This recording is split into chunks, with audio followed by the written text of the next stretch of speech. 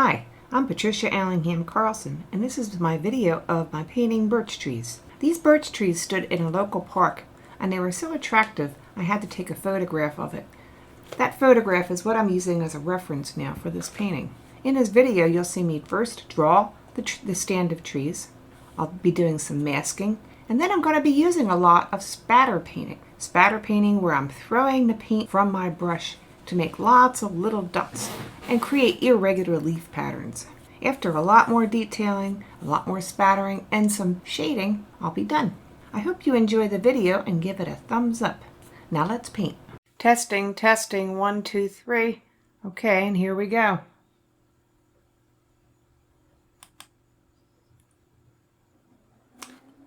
I had taken a photograph at a local park of a stand of trees I found particularly attractive. These were paper birch trees.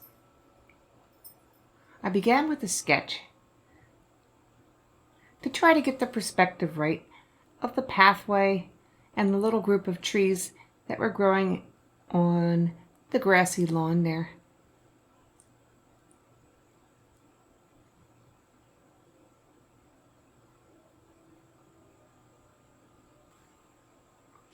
I didn't draw in too many details of the branches, and then I began filling in with some background color. I'm using some yellow ochre here and washing in colors between the trees.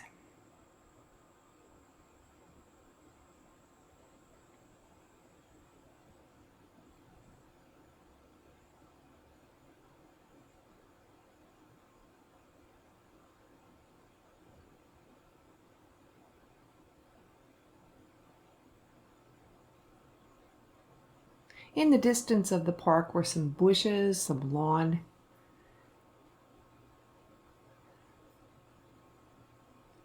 A nice big open park where the trees were the star.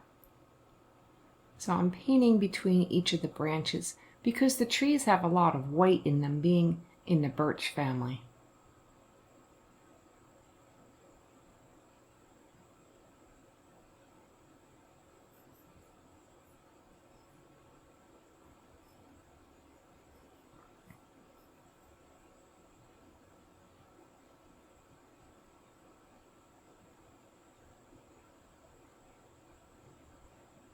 I'm washing the areas up with water at this point.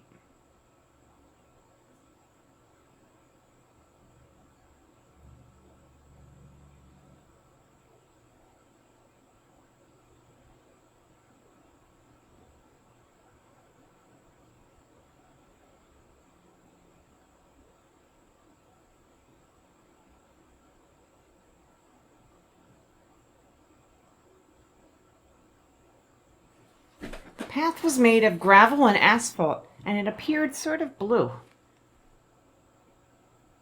So I'm filling in the path that goes around this little stand of trees.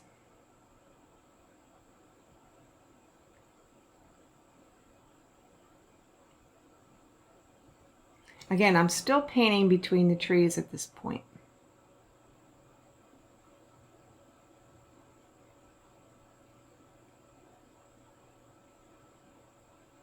And this is where the path curves around to the left.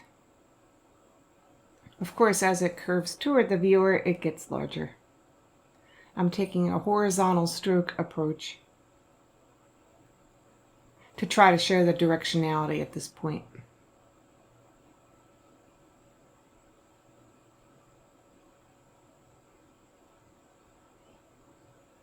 And I begin to work on the grassy lawn around the trees.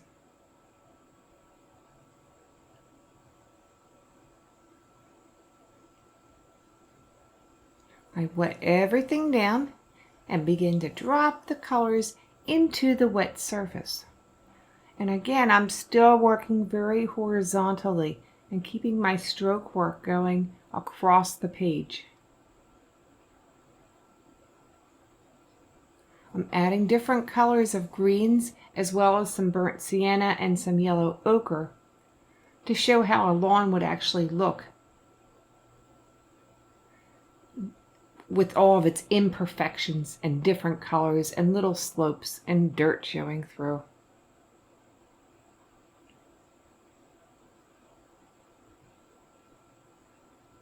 Darkening the path and bringing it together as I debate how exactly to go about painting these trees.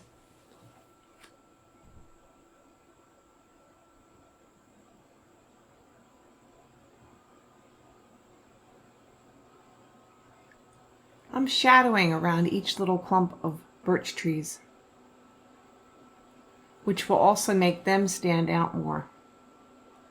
I'm using a combination of indigo and Hooker's Green Dark.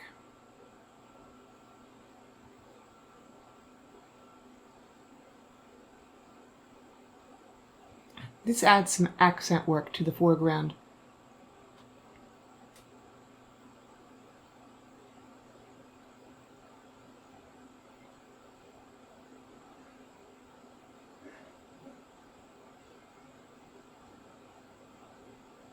When I decide to begin the trees at the very top with all the light and all the colors and leaves, I decide it's best to use some masking fluid to keep the white parts of the tree white where I want them to be white, but also allow myself to be loose and free in applying the paint for all the leaves.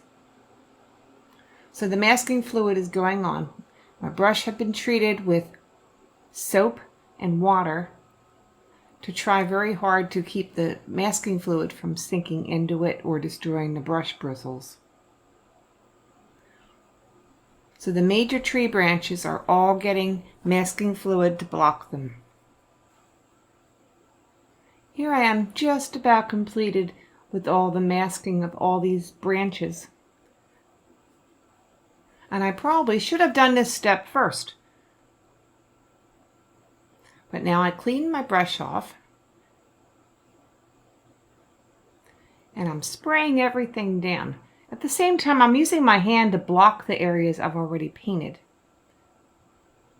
So there's a light spatter of water spray on the top part, and now I am splattering my different colors into this, trying to get an effect so the branches will capture the leaves on them, be loose and free, and show the shaded colors as well as the bright colors. This takes a while, but it also allows the whole process to be sort of spontaneous and make the leaves not look too studied and placed, but rather growing as nature would have them grow. Spontaneous is a good word, yes. I'm using blue, I'm using purple, I'm using yellow ochre, and now I'm using the end of my brush to draw some branches right across the splattered paint.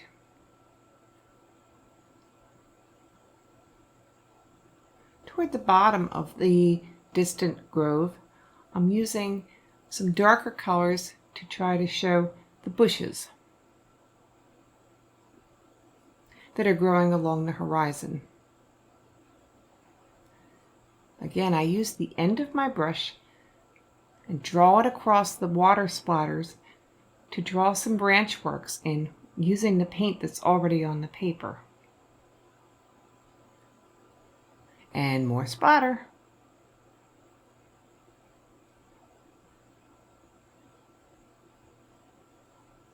The burnt sienna and yellow ochre are starting to prevail at this point.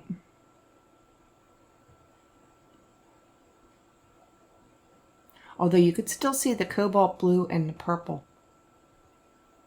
And now I'm coming in with some Viridian Green, which is a lovely shade that's almost teal.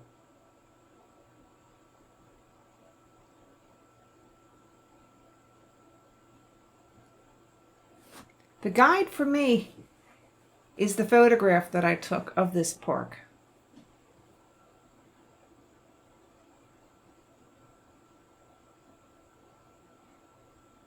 And all these colors were in the photograph, but I sort of exaggerate the ones I like.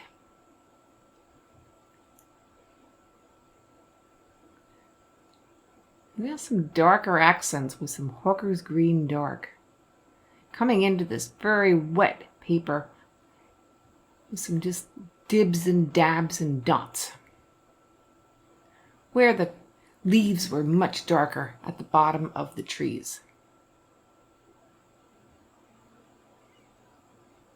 Of course, the leaves are going to be the darkest at the bottom because that's where the most shade is.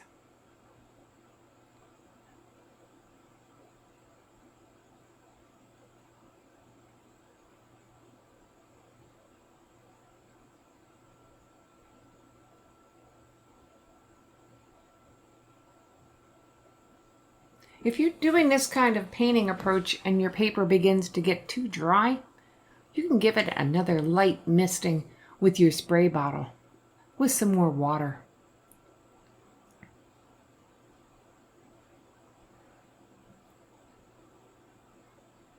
Here I'm taking some burnt sienna and drawing it in different places around the picture, because I wanted to continue that color throughout the top as well as the middle and foreground. I'm adding some accents into the middle ground.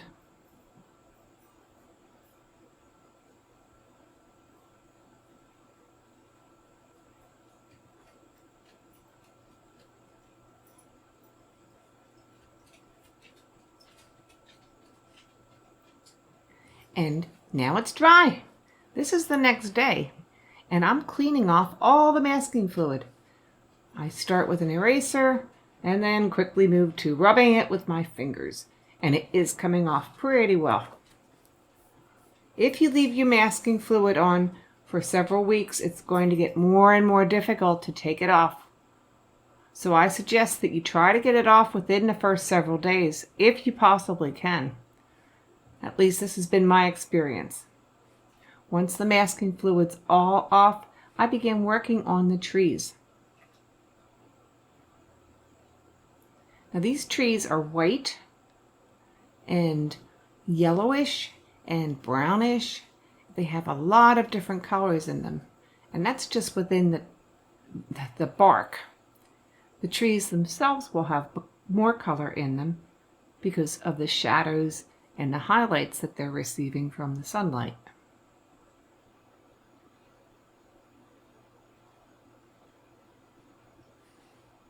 But I like the energy that all that spatter painting gave to the picture and gave to the leaves.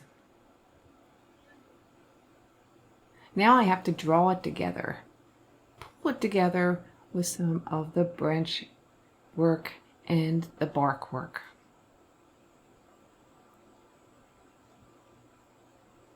I have to define which particular tree branch or trunk is in front of the others, so it's not just a big mess. And I'll do that with shading and outlining and blending.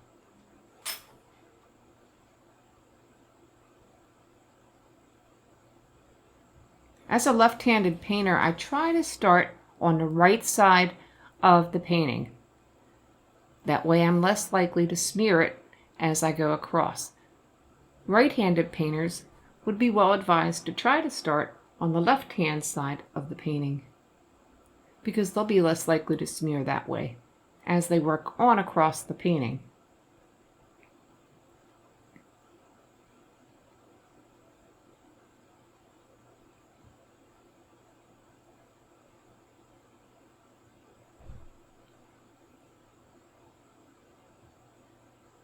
So I'm cleaning up and defining around the tree trunks to make them clearly stand out. I'm also trying to make the individual trunks that are coming up from the bottom more clear, which is in front, which is behind. And then I begin in with the colors that are clearly on the bark.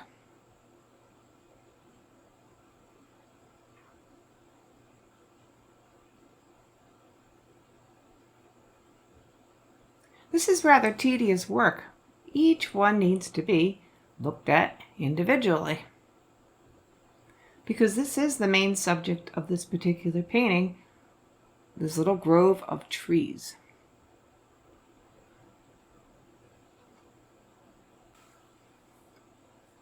Birch trees have distinctive dark rings and areas on them. They are marked irregularly. So as I'm putting on these dark marks for their bark, I'm trying very hard not to make them at regular intervals, but rather to break them up and make them irregular. I'm adding the darks in indigo and Payne's gray. At the same time, I'm coming in with the ochres and with the burnt siennas to make the other colors in the bark.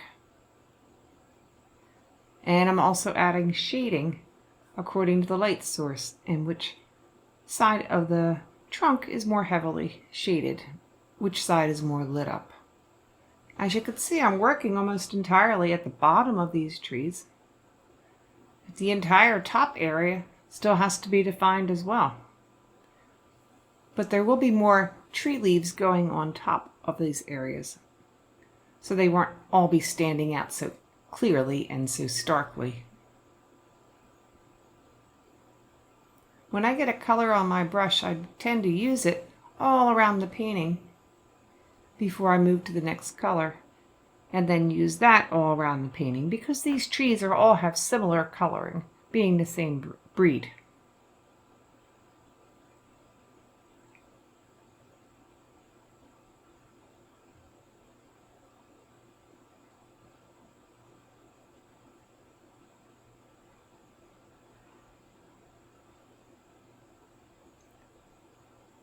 Now I am placing some strategically important branches which will come forward in the tree that is closest to the foreground.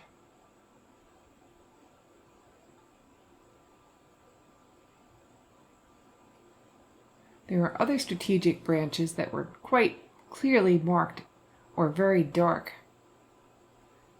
that went into more of the background trees.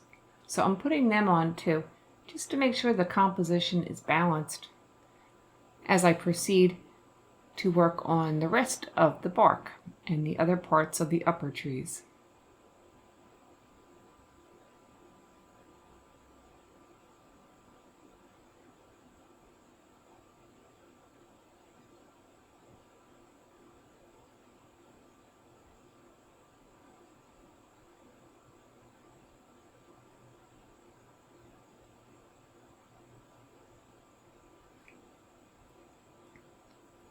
Much of the painting is vertical or horizontal in orientation, so putting in these diagonal branches gives it a more dynamic and interesting aspect to the whole composition.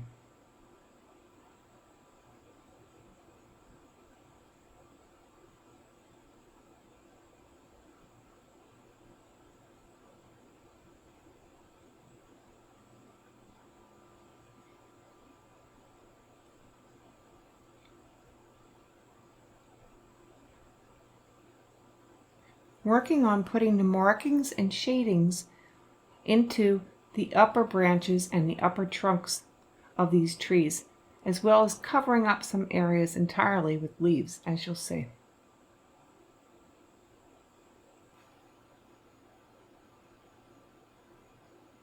I'm continuing to add more color to some trees and taking the color and shading all the way up the tree to the top where it goes off the page.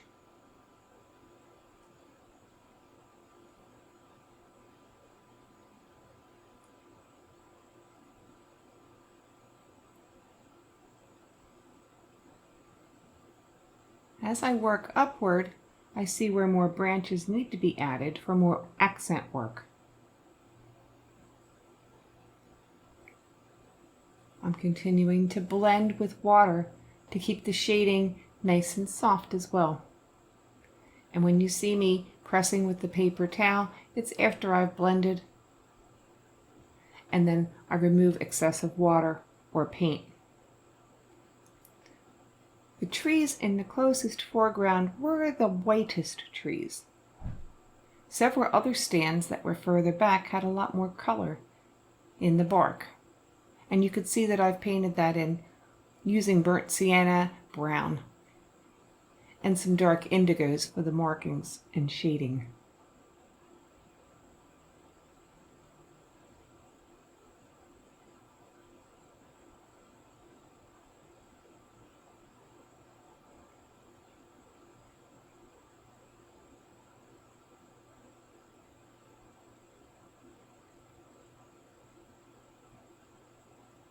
There's a tremendous amount of adjusting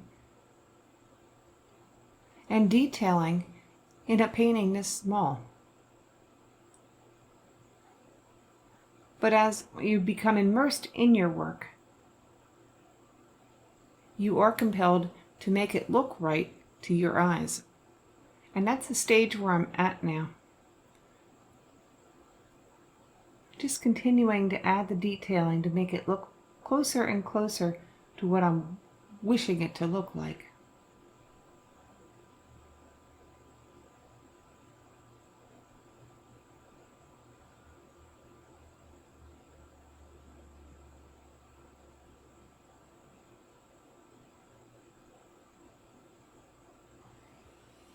All the energy and liveliness of a fall day are really fun to portray anytime you do a painting. Getting the fresh, bright colors of the leaves interspersed with the dark accent coloring and the touches of green in the grass that remain from the summer. What an interesting and fun project to try. Along with the paper birches, which had such lovely texture in their bark.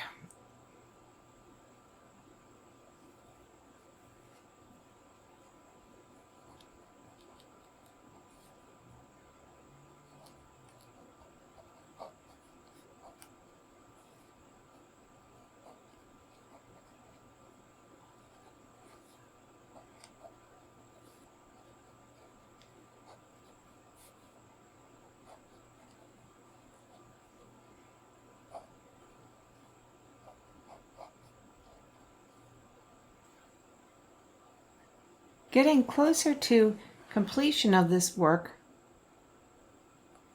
I'm going back into the individual tree trunks, adding some accents, adding some dark branches coming off of them, and continuing to detail all these little touches and branches that weave in and out of each other. You can see that the tree in the very foreground that's closest to the viewer is getting the most detailing. And that's because we see the most clearly what's closest to us.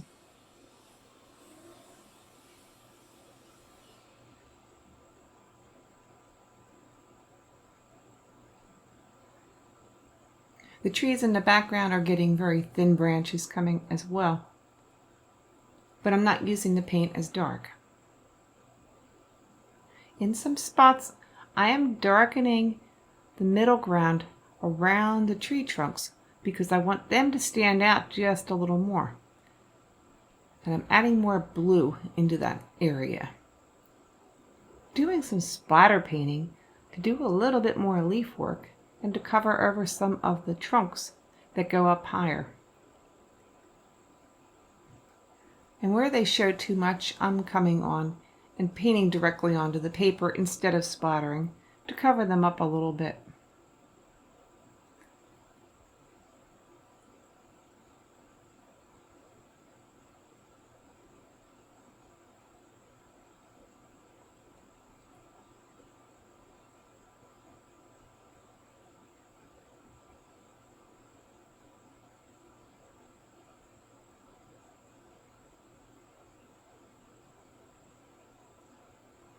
This is the point in your picture where you're going to find yourself stepping away and looking at your artwork from a distance more and more.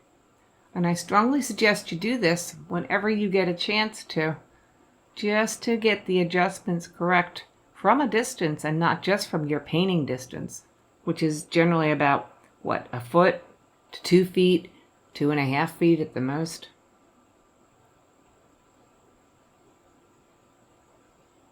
Now some folks work on an easel with their watercolor paper more upright, and I admire that skill. My paint just runs too much when I do that, especially when I'm working very wet. I generally work flat. As a result, I do have to get the paper upright when it's dry enough and stand back at least 5 feet to evaluate it.